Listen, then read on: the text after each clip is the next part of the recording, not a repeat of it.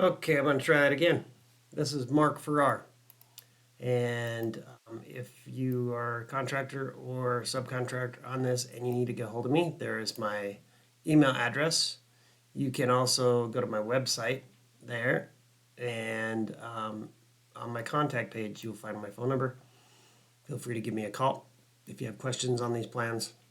I'm going to run through the PDFs of the plans themselves real quick, and then we will go on to, I don't need that, I need that.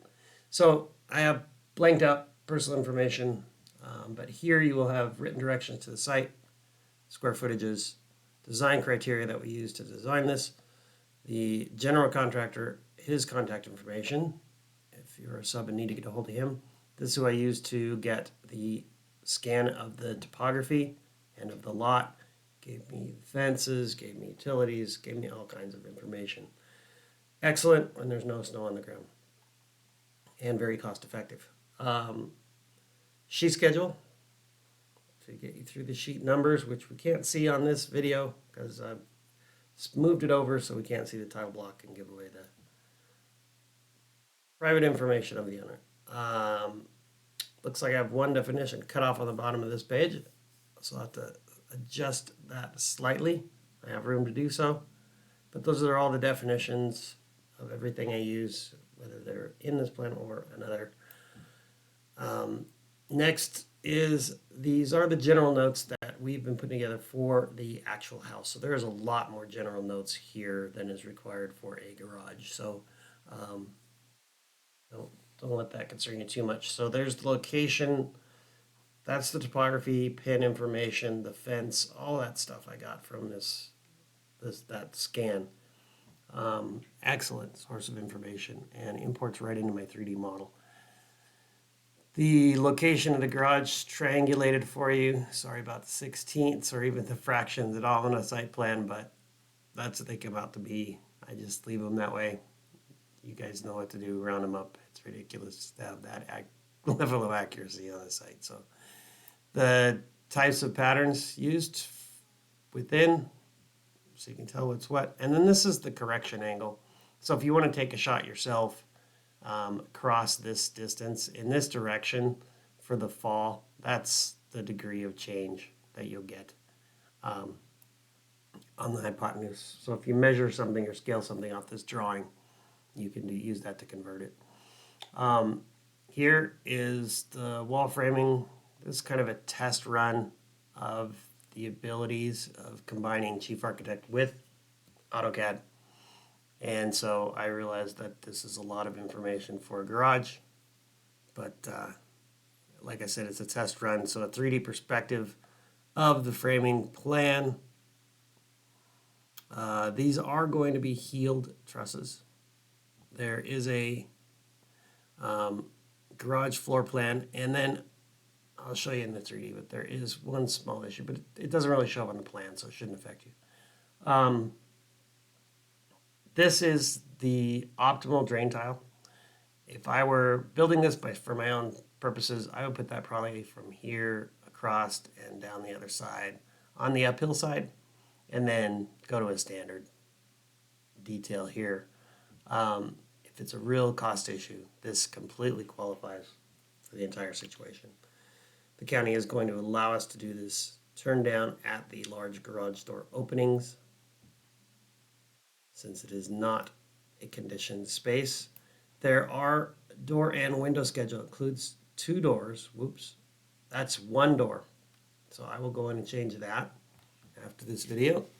And then the windows, I don't know if you guys want to order them and take the chances of them sitting on the ground until the house is complete, but they would like the windows to not be installed until the house is done. So just put in the headers, size over the openings, please. There's the electrical schedule.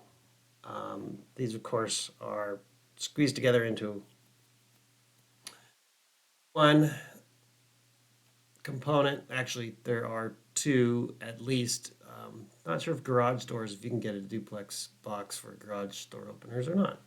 But 2 garage switches, and then the Should be 3 other switches, 1 for exterior, 4, because there's this motion sensor light, which is placed up high in the model, so it's not right. So it still can be centered, but it's not on the stud that lands there. Then the structural notes, again, probably more detailed than you guys need, but a lot of stuff on concrete. So a lot of this information is quite valid for what you're going to be going for. Plans are stamped. And then we've got the framing and foundation details. And this is what I'm talking about. Here we've got this detail with liqueflashing to keep the moisture out and keep it from ruining, especially if you use OSB sheeting. I do recommend using plywood or solid wood sheeting, but as you can see, that stuff lasts on old homes for a long time. But OSB is very common, so you just need to seal it well. This area is going to have snow sitting on it quite deep for a long time. Trusses have been changed back to standard, so we don't have the extended dropping 2 trusses and extending the lookouts back to here, because ended up with the double truss, not much cost savings, and it turned out to be maybe even more. Then here is the opening that I'm talking about with the use of that other detail.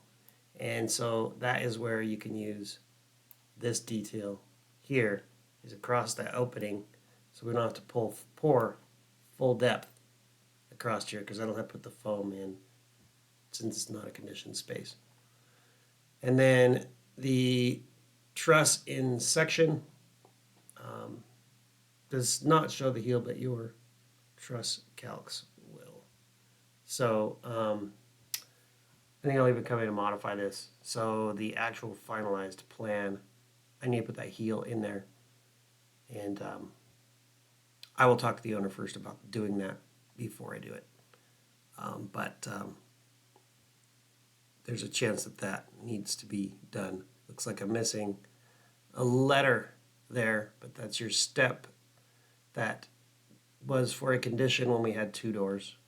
So I could actually just eliminate the detail, because all we have is a pad here now.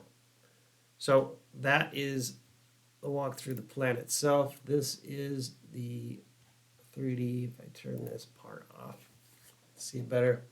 So that's the floor plan, and this is the model of the building itself. If I go inside, see the drywall is gone. Outlets and stuff located against the studs. Then the single header is all that's necessary here. And then the windows are to be installed down the road, but please do put in the headers so we're ready to go. And that is what it basically looks like on the inside. And so if I switch over to my other screen, then we have the framing layout. And come into this framing layout, might be a little easier to see it without everything, but it's really not necessary. This is where, for some reason, I've got a question at Chief, but that the stub truss is tilted downward, and here my outriggers are on edge in this direction. And since it's only a 12-inch overhang, this is acceptable to me. You may find that the plan itself has a difference in it, and let me show you what that is real quick. So what I did is I went in and I changed the way that these are oriented, and this is the way I do it on homes with more of a. Now it didn't rebuild completely, did it? Auto rebuild framing may not be on, so let me check that real quick. So it was on, but what we need to do is, I prefer that they sit this way, and that's the way I'm going to present them to the truss manufacturer. So this stub truss will be built lower. So these are 24 on center, set on edge, just with our snow and stuff. just makes for a better installation. I know it's customary to set those flat, but we have an enclosed soffit anyway, so it shouldn't make much difference to us. But I wanted to point that out. And then when it comes to the calculations of the concrete that are shown in the materials list, I did step the footing with the grade. And if I turned on the grade, you would see that. If we go back to the other side, I can demonstrate that. It's a little weird because the terrain out there has grass on it. But and the other terrain's not moving with it, but you can see that it steps. And if the grass was not growing, as it is, then it would be a thin line, and that would be much more visible. And I could make it so. And so with that grass off, now you can see that it's there. I thought I could turn off just that grass and still see the line of the perimeter, but it doesn't want to show up. So when I turn off features, it turns off both. So I was hoping the thin line would remain, but it does not. Sorry about that. Anyway, hopefully that gets the point across and you understand. At least to the point of how accurate this next part's going to be, which is our materials list. And so the foundation and stuff is all here. There is one portion of the foundation that is not showing up here because I used a 3D solid to create it. When I use a turn down with footing to create that little pad out front, it puts anchor bolts in it, and then you end up with too many anchor bolts. So this guy here, that little piece on the bottom, if I open that whole thing,